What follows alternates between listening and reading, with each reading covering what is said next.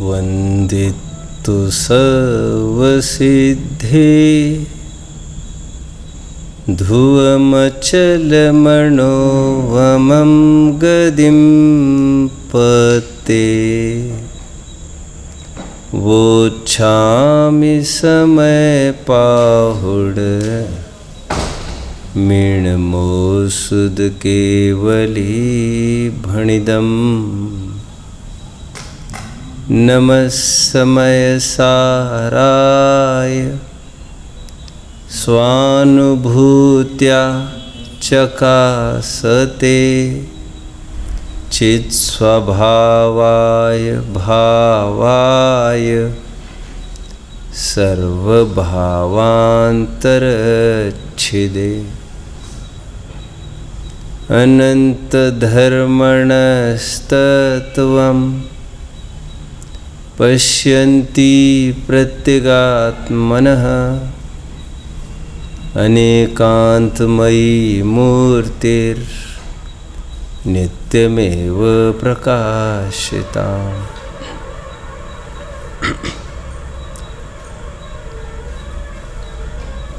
जो जीव अपने अध्यात्म रस में डूबने की उत्तुंग सामर्थ्य से रहित है, से विहीन है, वे स्वयं को कम पाते हैं वहाँ तक पहुँचने के लिए, तो उन जीवों के लिए एक सेकेंडरी उपाय है जिसके ज़रिए वे आध्यात्मिक रस की प्राप्ति बहुत जल्द ही कर सकते हैं। और वह निकटतम साधन भक्ति रस है। सीधी भाषा में जो स्वयं को स्वयं में समाने में कमज़ोर अनुभवते हो, तो वे लोग, वे जीव जो स्वयं में समा गए हैं, ऐसे पंच परमेष्टि के गुणानुवाद में, भक्ति में समाने का प्रयास करे, समाए। ये निकटतम उपाय होगा। ओलंपिक्स में एक गेम है पोल वॉल्टिंग, नाम यदि सुना होगा आप लोगों ने, बताता हो। वैसे मूल में ये ग्रीस का गेम है, ग्रीक गेम माना जाता है इसको। ओलंपिक्स में इसको खेला जा रहा है, लगभग 100 वर्ष पहले से खेला जा रहा है।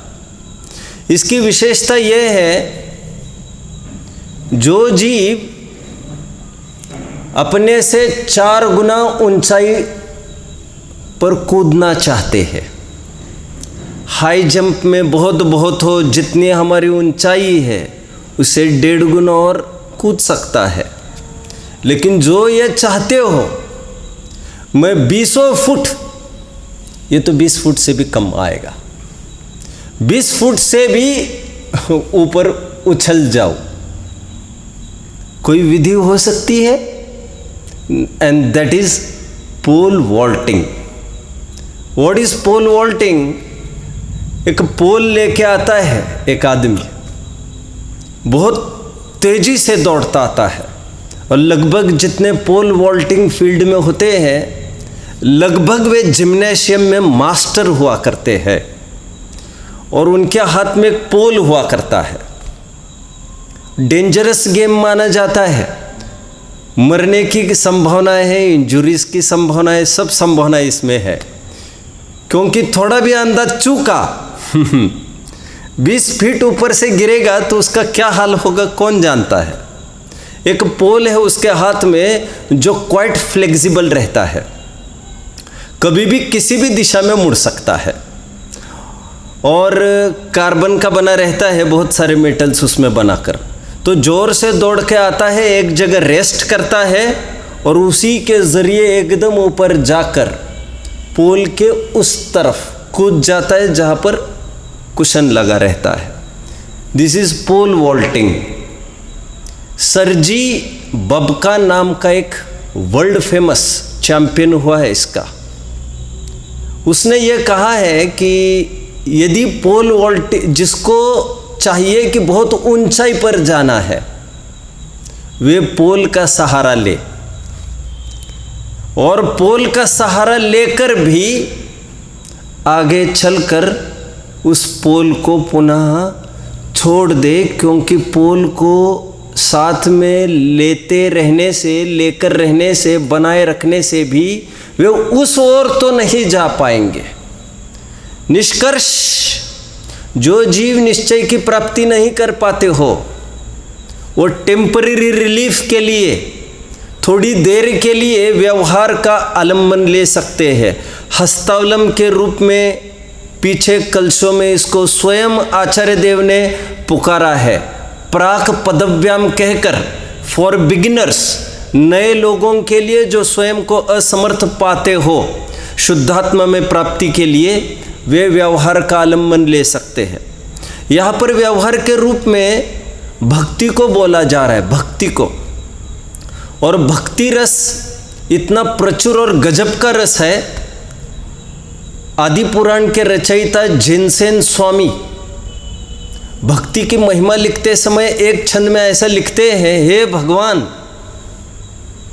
मैं आपको नमस्कार करता हूँ तो मेरी काय गुप्ती टूट जाती है, आपकी स्तुति करता हूँ तो मेरी वचन गुप्ती टूट जाती है, मैं आपका स्मरण करता हूँ तो मेरी मनोगुप्ती टूट जाती है। ऐसा हो तो भले ही हो। कितने आवेश में आ गए भक्ति के।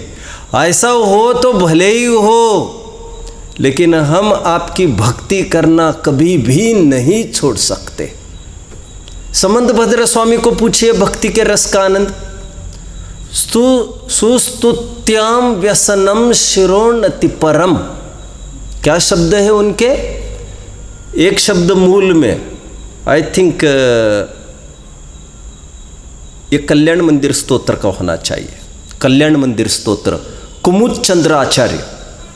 सुस्तुत्याम, समंत भद्र स्वामी अभिनय, भगवान मुझे आपकी स्तुति करने का तो सुस्तुत्याम व्यसनम शिरोन्नति परम, मुझे तो व्यसन हो गए, व्यसन, आई कांट लिव। भक्ति के बिना मैं नहीं जी सकता। भक्ति का अपना एक अनोखा अंदाज है।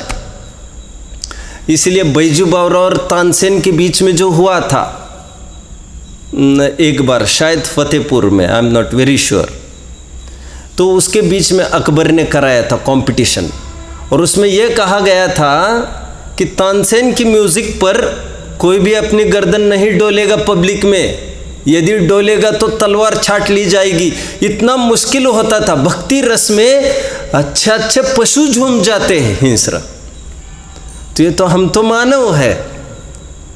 समंत भद्र स्वामी रत्नकरण शावकाचार के 2 श्लोक लिख रहे हैं। भक्ति पूजन का प्रकरण चल रहा है, वैयावृत्य के प्रकरण का समापन कर रहे हैं। 119, 20, 21 छंद देखना चाहिए। 2 छंद है। अरहत चरण सपर्या महानुभावम महात्मनाम वदत भेकः प्रमोद मत्त कुसुमेने केन राजगृहे। थोड़े दिन पहले रत्नकरण शावकाचार चला तो उसमें मैंने काफ़ी इस पर फोकस किया था, ये कहते हुए महानुभाव, महात्मा, ऐसे शब्दों का प्रयोग दिग्गज आचार्य ने एक मेंढक के लिए प्रयोग किया है। 120वां श्लोक देखना चाहिए। महात्मनाम महानुभावम, ऐसे शब्द का प्रयोग किया। किसको? भेकः प्रमोद मत्तः, जो मेंढक भक्ति में झूम रहा है उसको महानुभाव और महात्मा शब्द का प्रयोग किया। महावीराष्टक में उसी को कहा, यदर्चा भावेन प्रमुदित मनादर दुर इह क्षणातासित स्वर्गी गुणगण समृद्धा सुख निधि। भक्ति की बात कर रहे हैं। और एक मेंढक जो राजगृही नाम के नगर में वो जा रहा है विपुलाचल पर्वत पर भगवान की देशना सुनने के लिए, दुंदुभी की आवाज़ सुनकर उसकी बहुत महिमा की है। फिर तुरंत आगे कहते हैं, देवादिदेव चरणे परिचरणम सर्व दुख निर्हरणम। जिनालय एक शिक्षालय है, भगवान एक बेस्ट टीचर है, and preaches the best and it speaks nothing. क्या कहा मैं? फिर से बोलूं, फिर से बोलता हूँ।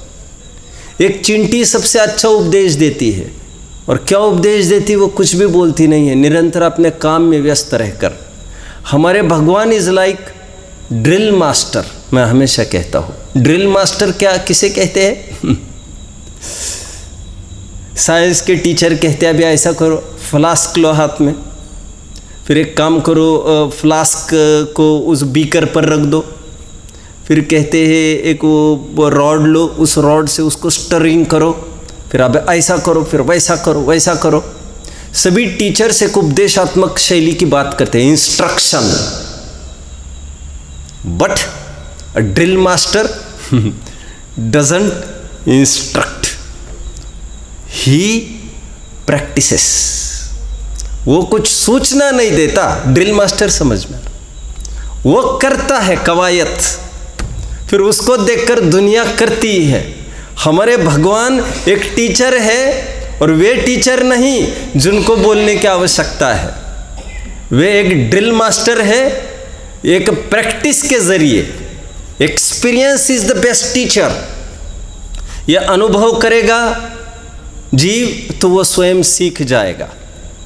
भक्ति के रस की मैं बात कर रहा हूं, लेकिन अचानक कुमुद चंद्राचार्य कल्याण मंदिर स्तोत्र में एक छंद लिख गए, जिसको लेकर हमें मंथन का थोड़ा अवसर मिला। इस रश के लाइफ में, इस कहना चाहिए इतनी फास्ट लाइफ में, लोक में किसी को रुकने का अवसर नहीं है। दरअसल हमने भी इस मार्ग में बहुत स्वयं को फास्ट बना दिया। हमको भी सोचने का अवसर कितना और कहाँ है। एक सुंदर छंद लिखते हैं, कल्याण मंदिर स्तोत्र को आपको रिफर करना चाहिए, एक स्तोत्र आपको मिलेगा। आकर्णितोपि महितोपि निरीक्षितोपि। भगवान हे प्रभु, आकर्णितोपि, भगवान मैंने आपको बहुत सुना, भगवान मैंने आप ही को तो सुना, भगवान मैं आपको सुनने के अलावा मैं कुछ भी नहीं किया आज तक। आकर्णितोपि महितोपि, आज तक आपकी खूब महिमा गाई, महितोपि। आकर्णितोपि महितोपि निरीक्षितोपि। क्या किया मैंने? आप ही का निरीक्षण किया निरंतर। नूनं न चेतसि मया विधृतोसि भक्त्या। लेकिन मेरे दिल में सुकून तो नहीं हुआ। बहुत गजब का एक छंद है, बहुत गजब का छंद है। सुनिए सुनिए ध्यान से। ये सब वैभव है हमारे लिए। और दिगंबर आचार्यों ने षट आवश्यक के अंतर्गत जब इस रस में आ जाते हैं भक्ति में, उधर की भक्तियों से कब तक काम चलेगा हमारा। आकर्णितोपि महितोपि निरीक्षितोपि नूनं न चेतसि मया विधृतोसि भक्त्या। आपको हमने दिल में आज तक लेकिन धारण नहीं कर पाए। उसका फल जातोस्मि तेन जन बांधव दुख पात्रम। हे जन बांधव, हे प्रभु, जन बांधव प्रभु को बोला जा रहा है। इसके कारण मैं आज तक भी दुख का ही पात्र होता रहा। यस्मात् क्रिया प्रतिफलन्ति न भाव शून्या। अंतिम पंक्ति बहुत प्रसिद्ध है। यस्मात् क्रिया प्रतिफलंति न भाव शून्य। आज मुझे समझ में आता है, भाव शून्य रहकर जितनी भी बाहर की चेष्टाएं मात्र है, खरेखर जीव उससे सुखी नहीं हो सकता।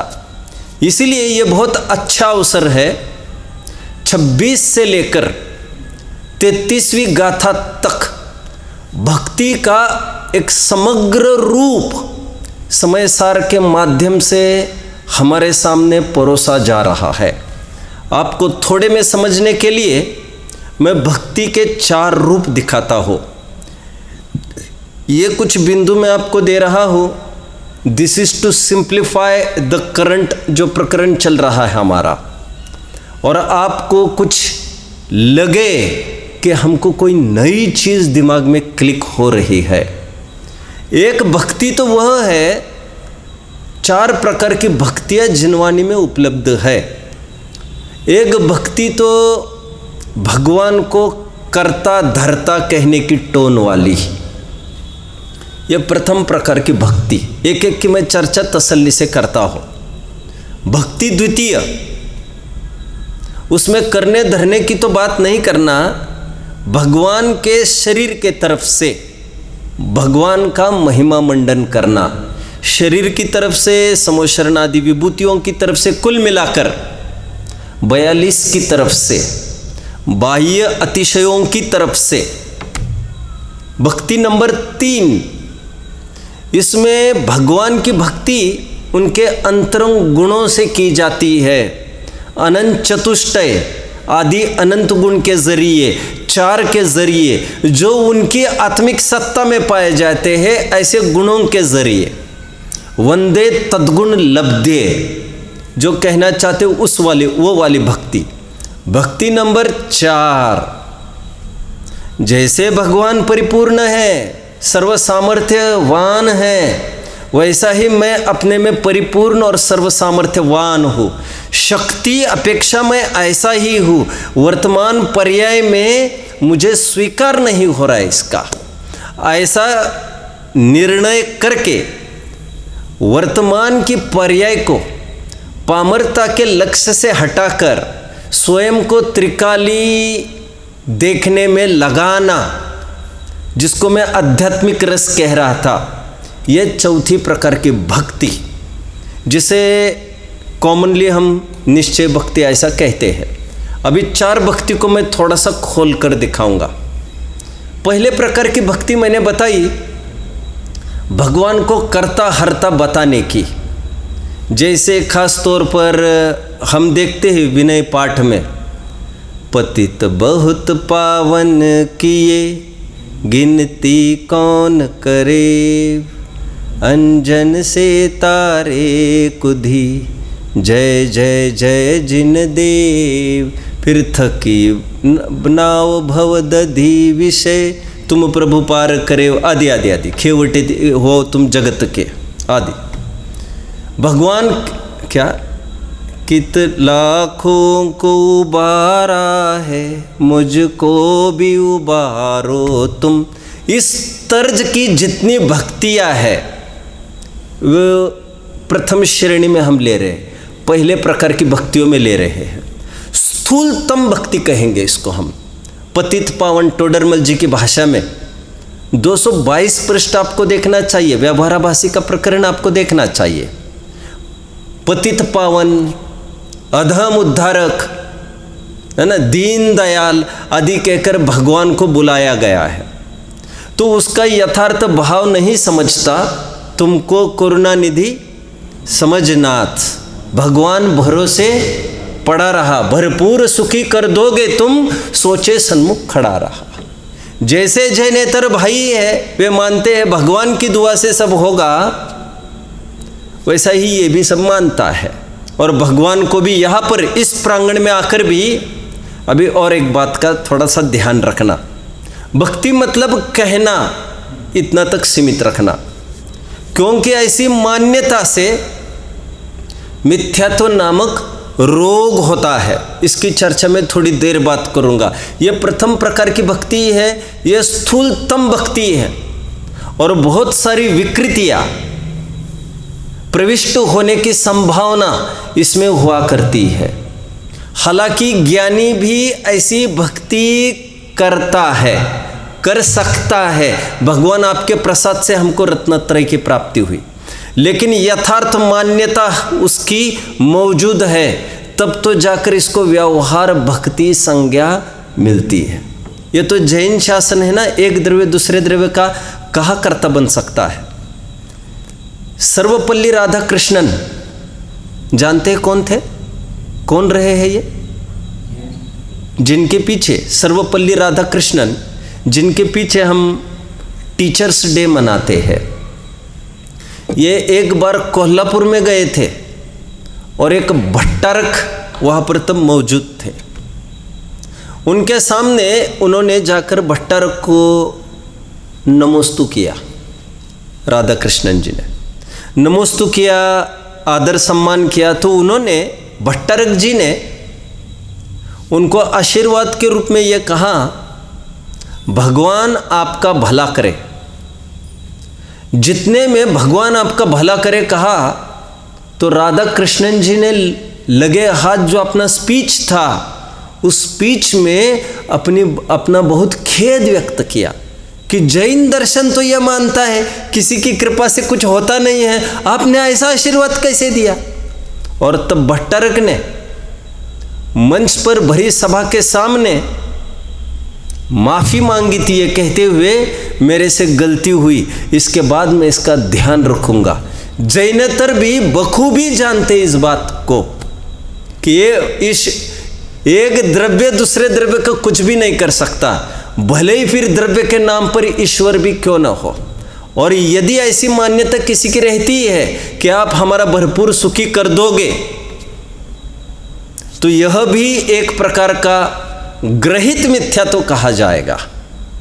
मैंने आपको थोड़े दिन पहले कहा था, अड़ोस पड़ोसियों को जाकर भजना पूजना जो वितरागी नहीं है उनको, सरागियों को, यह तो ग्रहित मिथ्या तो है ही। लेकिन वितरागियों से भी सराग पने की कामना करना, उनसे भी वे कर नहीं सकते और उनसे ऐसी कामना करना, यह भी ग्रहित मिथ्यात्व का ही एक रूप है, पक्का ग्रहित मिथ्यात्व है। दूसरी बात को समझिए। अभी दूसरी भक्ति ये होती है जो करंट हमारा टॉपिक अभी चल रहा है, शरीर की तरफ से भक्ति करना।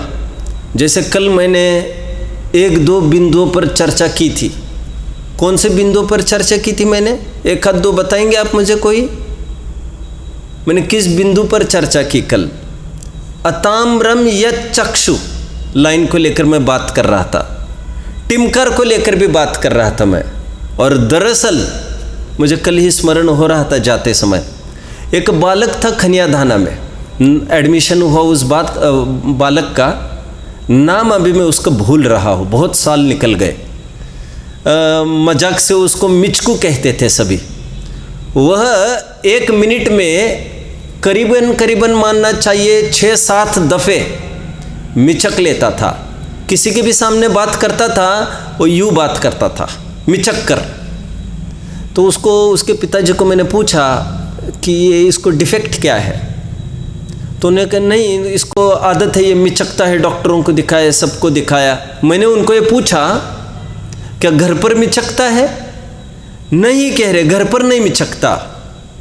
मैंने उसको पर्सनली, आप केयरिंग कर सकते हो, स्टडी कर सकते हो, मैंने उसको अपने पास बहुत टाइम तक रखा और उसका ये विकार, ये कहकर उनके पिताजी को, ये विकार बहुत जल्द ही हट जाएगा, अच्छा हुआ आपने बाहर रखा, इसको प्लेटफॉर्म मिल जाएगा, दुनिया को देखेगा, फियरलेस हो जाएगा। फियर के कारण आँख मिचकता है और एक बार डेयरिंग आ जाए अंदर से तो फिर वो आँख में आँख मिलाने की भी ताकत कर लेता है। ये कोई वैसी विकृति नहीं है। एनीवे, कल मैं ये कहना चाह रहा था, भगवान का जो टिमकार के रहित आंखें हैं, स्पंद रहितम वाली आंखें हैं, वो उनके पौरुष की तरफ संकेत करती है। ये शरीर की तरफ से की गई महिमा दूसरी प्रकार की भक्ति, तीसरी प्रकार की भक्ति की तरफ बढ़ते हैं। तीसरी प्रकार की भक्ति आनंद चतुष्टय से युक्त भगवान की भक्ति करना।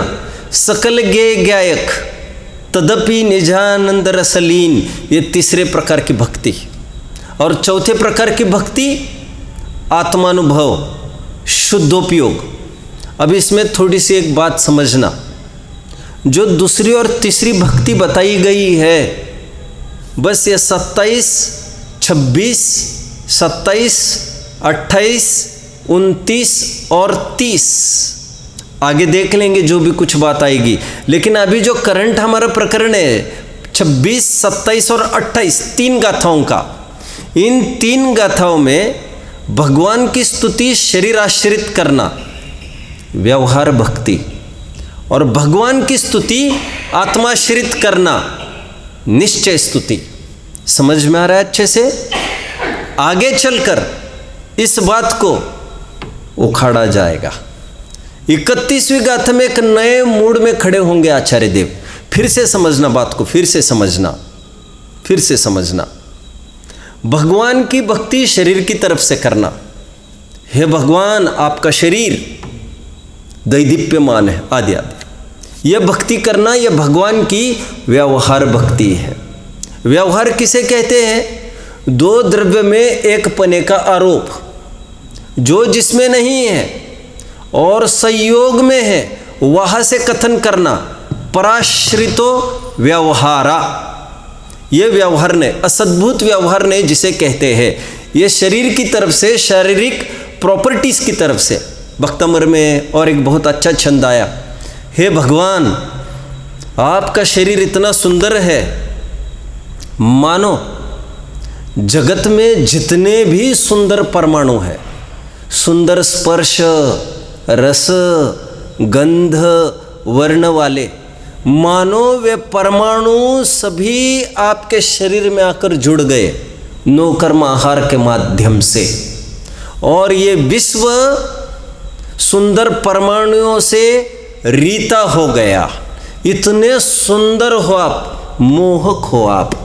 ये दूसरी भक्ति कैसी भक्ति है? व्यवहार की भक्ति, क्योंकि एक द्रव्य का निरूपण दूसरे द्रव्य की क्वालिटीज की तरफ से किया जा रहा है। तीसरी भक्ति भगवान के अनंत ज्ञान की महिमा करना, भगवान के अनंत सुख की महिमा करना, अनंत दर्शन, अनंत वीर्य आदि की महिमा करना। ये तीसरी भक्ति, इसे कह रहा हूं मैं निश्चय भक्ति। निश्चय भक्ति क्यों कह रहा हूं? क्योंकि आत्मा के गुण आत्मा के ही बताए जा रहे हैं, कोई पर के थोड़ी ही है। लेकिन 31वीं गाथा में इस तीसरी भक्ति को निश्चय भक्ति न कहकर व्यवहार भक्ति बताया जाएगा। ऐसा क्यों? कहते हैं जिसमें द्वैत है, भेद हो गया तो वो व्यवहार हो गया, और एक अपने आत्मा की भक्ति, मतलब अपने आत्मा का आश्रय, आत्मा में रम जाना, जम जाना, वो परमार्थ भक्ति हुआ करती है।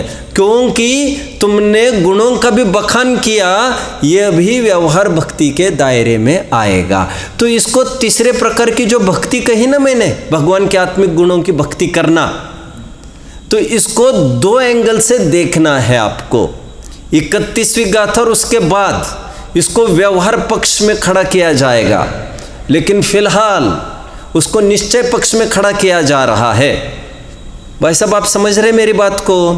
फिर से एक प्रश्न पूछता हूं आप लोगों को।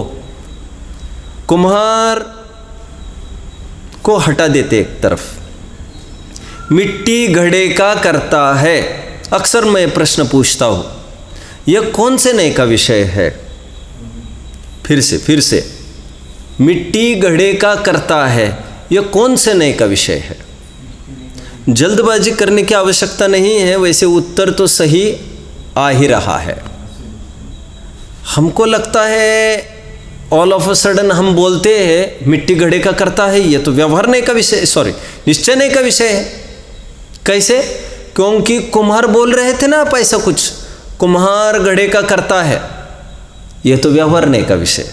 एक द्रव्य दूसरे द्रव्य का करता कहना, और एक द्रव्य अपना ही करता भोगता कहना, मिट्टी ही घड़े का करता कहना, वो तो निश्चय नहीं का कथन। बात सही है, अपनी ही वस्तु में संबंध स्थापित करना एक, लेकिन उसको दूसरे एंगल से देखिए। अभी मिट्टी घड़े का कर्ता, यह भेद रूप कथन हो गया। असद्भुत व्यवहार तो नहीं है इसमें माना, लेकिन इसमें मिट्टी और घड़ा द्रव्य और पर्याय भेद की तरफ से देखा गया, उस न्याय से यह व्यवहार नय का विषय बना। ठीक उसी तर्ज पर मैं कह रहा हूं, भगवान की भक्ति उनके अनंत चतुष्टय की तरफ से करना एक प्रकार से निश्चय भक्ति है, क्योंकि उनके गुण हैं और उनकी भक्ति चल रही है। लेकिन हम कर रहे हैं इसलिए वो व्यवहार भक्ति है। इसलिए इसे दोनों एंगल से देखने का प्रयास करना, व्यवहार भक्ति और निश्चय भक्ति। फिलहाल इसको निश्चय भक्ति हम कहेंगे, शरीर की तरफ से भक्ति करना व्यवहार भक्ति और आत्मिक गुणों की तरफ से भक्ति करना निश्चय भक्ति। इस बात को समझे तो आपका बहुत बड़ा मसला हल हो जाएगा। 27वीं गाथा को एक बार पढ़ेंगे, उसकी टीका को पूर्ण करके आज 28वीं गाथा का भी मैंने विकल्प बनाया है पूर्णता का। देखते हैं कितनी सफलता होती है। व्यवहार नवो भासदी जीवो देहोय हवदि खलु एको नदु निश्चयस्य जीवो देहोय कदा विये कट्ठो। ऊपर की लाइन में यह कहा जीव और देह एक है, यह व्यवहार का कथन है। निश्चय से विचारिए तो दोनों तद्दन जुदे है।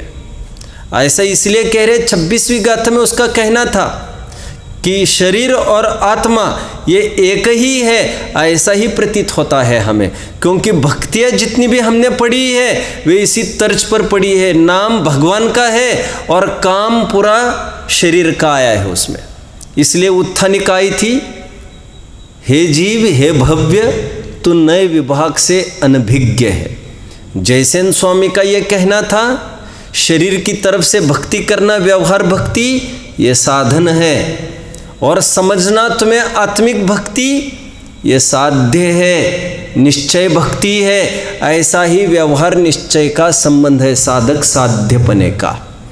देखिए एक सुंदर उदाहरण स्वयं आचार्य देव यहाँ से टीका में दे रहे हैं, जो हमें परिचित है। वैसे मोक्ष मार्ग प्रकाशक के 23वें पृष्ठ पर हमने उसको पढ़ा है, लेकिन अन्य प्रसंग में पढ़ा है।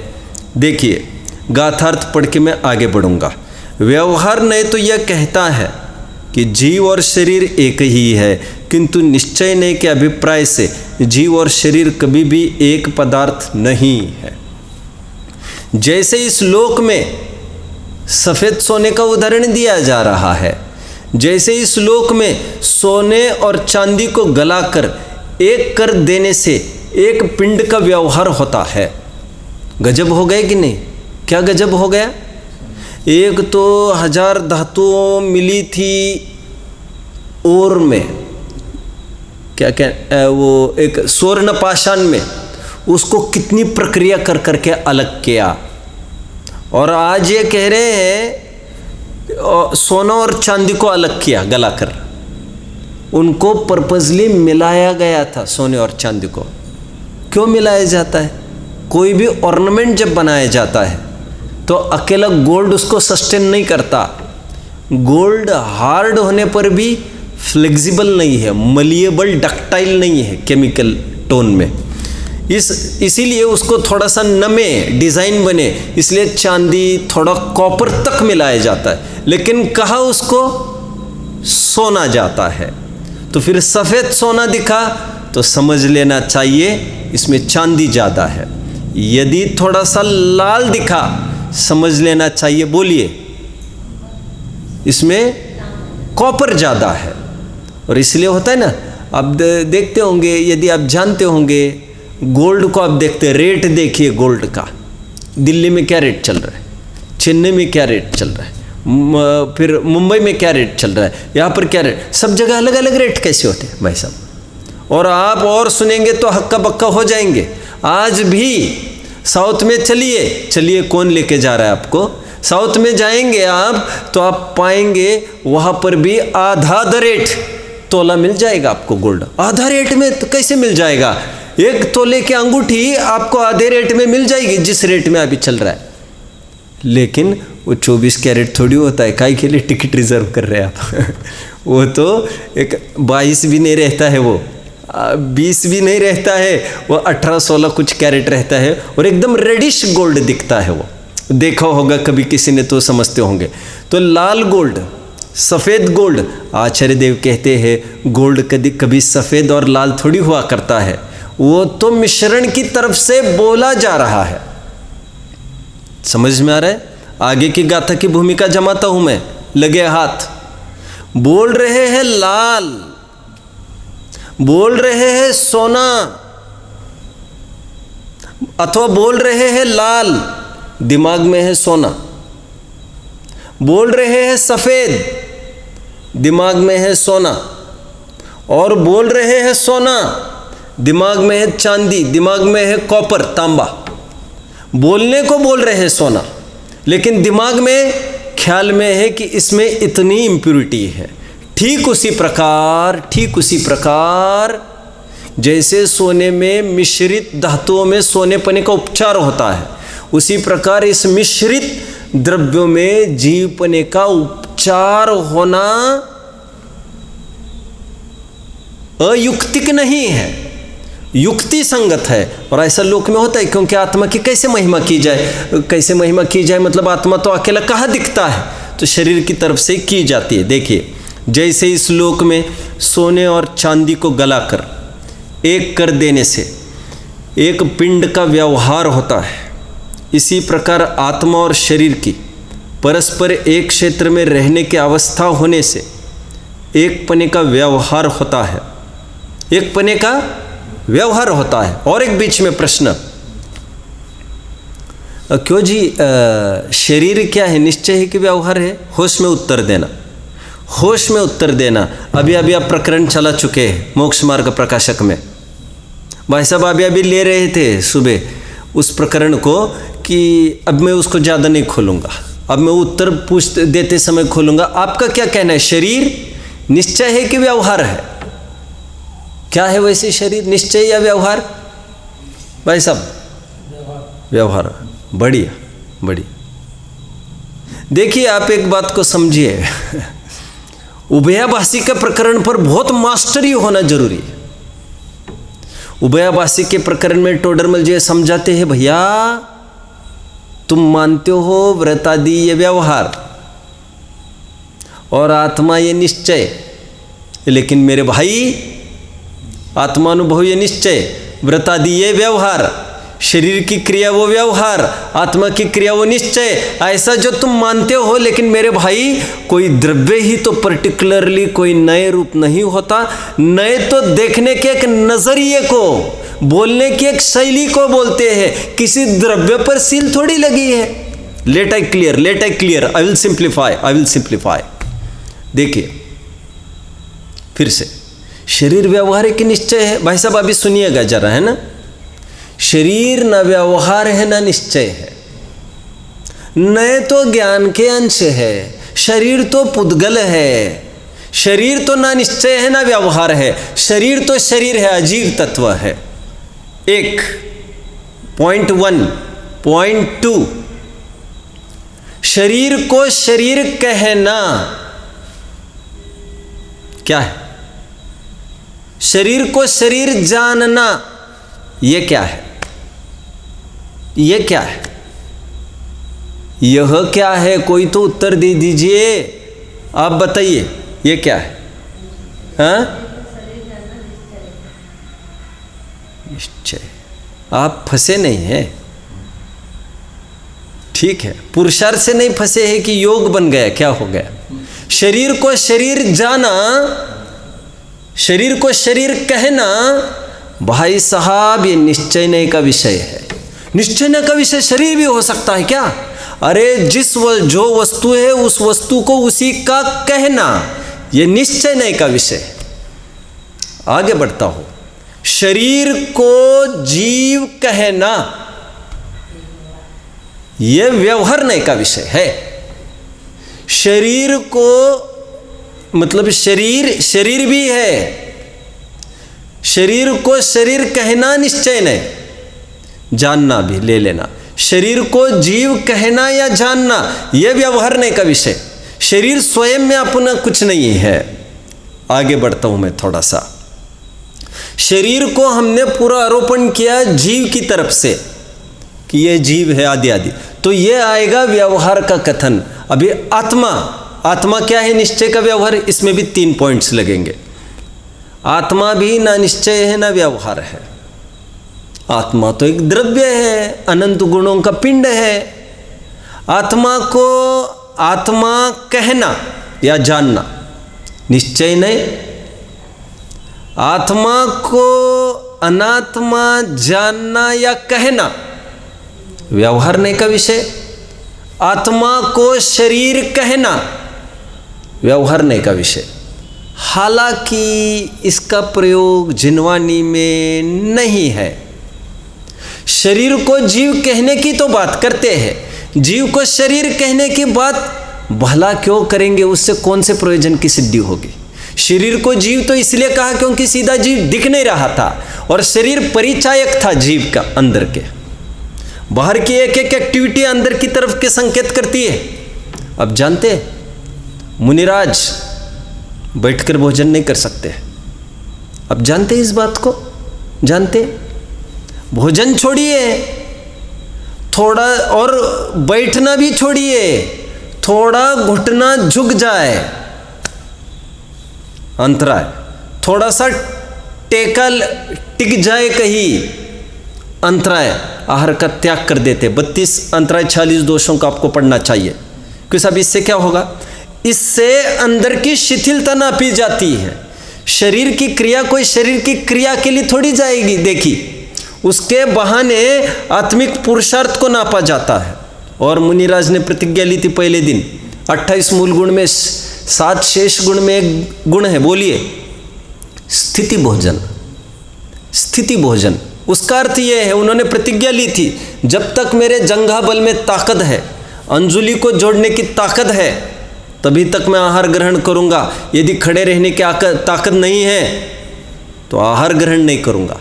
कभी खड़े नहीं रह पाऊँ, समाधि की तैयारी कर लूंगा। क्या कहना चाहता हूँ?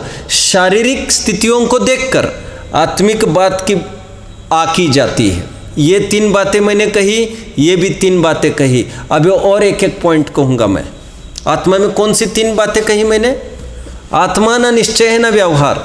आत्मा को आत्मा जानना निश्चय, आत्मा को शरीर जानना व्यवहार। लेकिन ऐसा प्रयोग जिनवानी में नहीं है। आत्मा को शरीर कहने का भी नहीं है और आत्मा को शरीर जानने का भी नहीं है। हाँ, शरीर को आत्मा जानने अथवा कहने का जरूर है। अंतिम पॉइंट, 3 पॉइंट दोनों तरफ से लगा लिए। शरीर को जीव मानना, चौथा पॉइंट पहले कॉलम में लगा लीजिए। इसे कहेंगे, बोलिए। हाँ, अभी फिर से सोचकर बोलिए। 3 पॉइंट हो चुके। शरीर ना निश्चय ना व्यवहार। शरीर तो शरीर है। शरीर को शरीर कहना या जानना निश्चय। शरीर को जीव कहना या जानना व्यवहार। शरीर को जीव मानना, बोलिए 1 मिनट बोलिए, कुछ तो बोलिए, आप बोलिए। चलिए, शरीर को जीव मानना, बोलिए। तो है क्या? कुछ न कुछ तो होगा। शरीर को जीव मानना क्या है? यह है मिथ्यात्व। भाई सब समझ में आता है? शरीर को शरीर जानना सम्यक्त्व। शरीर को जीव जानना, सॉरी मैं पहले क्या बोला? शरीर को शरीर जानना, हाँ ये तो सम्यक्त्व ही है। और यहां तक कि शरीर को जीव जानना शरीर को जीव जानना या कहना, खरेखर ये भी सम्यक तो ये है, लेकिन अकुल तो होगी आपको। तो मैं ये कहूँगा शरीर को जीव जानना ये व्यवहार, लेकिन शरीर को जीव मानना ये मिथ्यात्व है। ऐसा चौथा पॉइंट वहाँ पर भी लगा लीजिए। जीव तो जीव है, पहला पॉइंट। दूसरा पॉइंट, जीव को शरीर जानना जीव को जीव जानना निश्चय नहीं, जीव को शरीर जानना व्यवहार नहीं। दोनों सम्यक ज्ञान के अंश है, सम्यक तो क्या अंश है? क्या बात कर रहे हैं आप? शरीर को जीव जानना सम्यक तो, और शरीर को जीव मानना मिथ्यात्व। अरे रे रे रे, बात गड़बड़ रही है, कुछ समझ में नहीं आ रहा, समझ में नहीं आ रहा भाई साहब। ऐसा ही है, मानना मतलब यह मैं, ऐसे एकत्व से सहित। और शरीर को जीव जानना, उसमें एकत्व नहीं होता है, वो समझता है, यह कहने की बात है, जानता है मात्र उसको। अपेक्षाएं समझना, बात बाकी कही, ऐसा भी कोई कहे शरीर को जीव जानना वो मिथ्यात्व, उसका भी गलत नहीं है। आशय उसका एकत्व की तरफ से बात करना है। छोड़िए इन बातों को। अब मैं ये कह रहा हूँ, आत्मा को आत्मा जानना निश्चय, आत्मा को शरीर जानना व्यवहार, आत्मा को शरीर मानना मिथ्यात्व। बात को कंप्लीट करते हैं। यो व्यवहार मात्र से ही आत्मा और शरीर का एक पना है, परंतु निश्चय से एक पना नहीं है। क्योंकि निश्चय से देखा जाए तो जैसे पीलापन आदि और सफ़ेदी आदि जिसका स्वभाव है, ऐसे सोने और चांदी में अत्यंत भिन्नता होने से उनमें एक पदार्थ पने की असिद्धि है। कल की भाषा में चित्री छिलके से अंदर के दल के मिठास तय हुई, इसलिए उनको एक कहा और लाभदायक भी हो गया। छिलके हटाते तो परीक्षण कैसे करते भला? बाहर के हरे रंग से अंदर की कचास पकड़ में आई, बाहर के पीले रंग से अंदर की पकास ख्याल में आई। यह परिचायक है अंदर की स्थिति का, लेकिन छिलका ही तो दल नहीं हुआ करता। छिलका हरा पीला चित्री कोई भी हो, बिना चित्री भी हो, हटाकर ही दल को तो ग्रहण किया जाता है। दल ये सेवनीय केला है, और छिलका छिलके सहित केला ये तो उपलब्ध केला है। दोनों बातें समझना चाहिए। उसी प्रकार ये उपलब्ध भगवान है। ऐसा थोड़ी होगा जीव एक संसारावस्था में जीव बिना शरीर के अलग कहीं दिखाई दे, ऐसा नहीं होता। एक तो उपलब्ध स्थिति होती है, एक वास्तविक स्थिति होती है, सेवनीय स्थिति होती है। जैसे पीलापन आदि और सफ़ेदी आदि जिसका स्वभाव है, ऐसे सोने और चांदी में अत्यंत भिन्नता होने से उसमें एक पदार्थ पने की असिद्धि है, इसलिए अनेकत्व ही है। इसी प्रकार उपयोग और अनुपयोग जिनका स्वभाव है, ऐसे आत्मा और शरीर में अत्यंत भिन्नता होने से एक पदार्थ पने की असिद्धि है, इसलिए अनेकत्व ही है। ऐसा यह प्रगट नए विभाग है, इसलिए व्यवहार नए से ही शरीर के स्तवन से आत्मा का स्तवन होता है। फिर से शरीर, इसका अर्थ क्या लेना? इसलिए व्यवहार नए से ही शरीर के स्तवन से आत्मा का स्तवन होता है। शारीरिक क्वालिटीज से आत्मा का बखान करना, बोलना, वो व्यवहार स्तुति है। भाई साहब, इसमें यह अर्थ नहीं लेना कि वो क्या व्यवहार नहीं से शरीर के स्तवन से आत्मा का स्तवन होता है, मतलब शरीर का स्तवन करने के बाद फिर आत्मा का स्तवन करने लग जाए, वो व्यवहार स्तुति है, ये नहीं कह रहे। शारीरिक क्वालिटीज की तरफ से आत्मा की स्तुति करना, वह व्यवहार स्तुति। भावार्थ, व्यवहार नहीं तो आत्मा और शरीर को एक कहता है, कहने की मना ही नहीं है, और निश्चय नए से भिन्न है। इसलिए व्यवहार नए से शरीर का स्तवन करने से आत्मा का स्तवन माना जाता है। 28वीं गाथा पढ़ेंगे आप जल्दी। तथा ही, इस बात को, पूर्व की बात को फिर से कुछ और कह रहे दोहरा कर। इणमण्णम जीवादो देहम पोग्गलमयम थुणितुमुनि मण्णदिहु संथुदो वंदिदो मैं केवली भयवम। अर्थ देखिए नीचे। अर्थ तो इसका बहुत सरल है। जीव से भिन्न इस पुद्गलमय देह की स्तुति करके, अभी देखिए चकरा जाएंगे आप।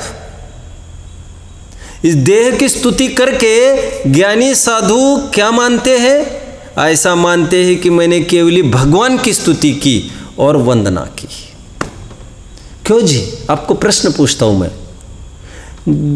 देह की स्तुति करके मैंने देह की स्तुति की ऐसा मानने वाला वो ज्ञानी, कि देह की स्तुति करके आत्मा की स्तुति की ऐसा मानना वो ज्ञानी? फिर से प्रश्न पूछूं, फिर से। देह की स्तुति करके देह की स्तुति मानना वह ज्ञान है कि देह की स्तुति करके आत्मा की स्तुति मानना जानना वह ज्ञान है? बताइए कोई भी। अटपटा लगेगा आपको, टीका में खोला जाएगा। और गाथा में ये कह रहे हैं कि शरीर की स्तुति करके ऐसा मानना कि मैंने आत्मा की स्तुति की वह है ज्ञान। अरे रे रे रे रे रे रे, इसको तो अभी मिथ्या तो बोला जा रहा था, इसलिए तो मैं कह रहा हूँ। इसके बीच में आने वाली एक दो लाइंस को जो साइलेंट है, इसको टीकाकार ने खोला है। दरअसल बात इतनी सी है, सुनिए। देखो, लोक में कहते ना, आपने हमारी खूब निंदा की इसलिए हमारा अच्छा हो गया। अरे हमारी निंदा कर कोई हमारी निंदा करने से हमारा अच्छा कैसे हो सकता है? बीच में एक लाइन और डाल दीजिए, तुमने हमारी बहुत निंदा की, इससे हमको ऐसा लगा कि हम इसकी बात को झूठी दिखाएंगे, तो हमने बहुत मेहनत की, हमने परिश्रम किया सच्ची दिशा में, हमने सफलता अर्जित की। बीच की लाइन मिसिंग थी, इसलिए हम थोड़े गड़बड़ाए। अभी यहाँ पर बीच की लाइन मैं डालता हूँ। शरीर की स्तुति करके मैंने आत्मा की स्तुति की ऐसा जो माने वो ज्ञानी, ऐसी मूल बात चल रही है। अब मैं थोड़ी सी बात करता हूँ। शरीर की स्तुति करके, शरीर आश्रित स्तुति करके जो ये माने कि शरीर की तो बात कही जा रही है, लेकिन समझना इसके द्वारा उनके आत्मिक गुणों को है, क्योंकि दिखने वाले भगवान में दो तत्व है, एक शरीर है और एक जीव है। इसमें शरीर के गुण इतने, जो मुनीम रोज काम करता है ना, क्या कहते हैं, एक बट्टा खाता होता है और एक कौन सा खाता होता है, रोकड़ खाता क्या होता है। एक लेजर में दो पार्ट्स बनते हैं, आना कितना, डेबिट कितना, क्रेडिट कितना, बैलेंस कितना। ठीक उसी प्रकार स्तुति करते समय गुड़ और गोबर दोनों एक हो गया है।